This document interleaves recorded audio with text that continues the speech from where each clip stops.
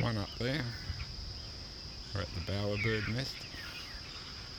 There's the nest, or the bower. You can walk right through that. He had it all beautifully decorated inside, like pavement, and all these different coloured objects. Sort of all left around the outside. They're sort of hopping all over the place, dancing, trying to coax a female. Needs a girlfriend, it's that time of year. There's competition from other ones as well. But if he does the right dance, and he has the best decorated bower with the most beautiful objects that he's collected, he'll end up being a father.